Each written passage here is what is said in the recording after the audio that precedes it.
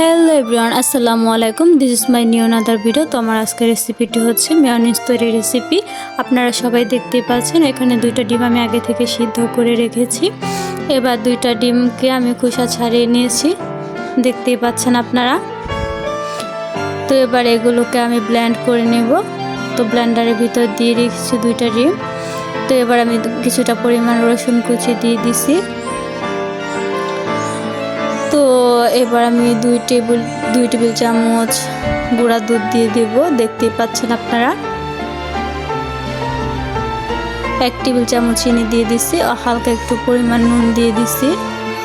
তো এবার কিছুটা পরিমাণ লেবুর রস দিয়ে দেব,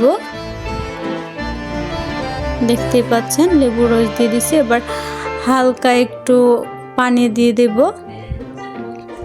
তো এখানে আমি সয়াবিন তেল অ্যাড করি না, পরে অ্যাড করে নেব। আপনারা সবাই সয়াবিন তেল এখানে অ্যাড করে নেবেন। তবে এখানে ব্লেন্ডারের সাহায্যে আমি ব্লেন্ড করে নিচ্ছি, দেখতেই পাচ্ছেন। তো যারা আমার চ্যানেলটিতে নতুন তারা অবশ্যই চ্যানেলটি সাবস্ক্রাইব করে দিবেন এবং নতুন নতুন ভিডিওতে বেল আইকনে ক্লিক করে দিবেন। তো এখানে দেখতে পাচ্ছেন আমি এই সবগুলো উপকরণের সাথে ব্লেন্ড করে নিচ্ছি। তো দেখেন আমার ব্লেন্ড করা হয়ে গেছে।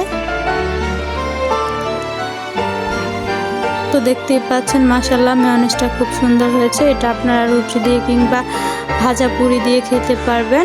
তো এখানে আমার আজকের মতো ভিডিওটি এখানে শেষ করছি। সবাই সুস্থ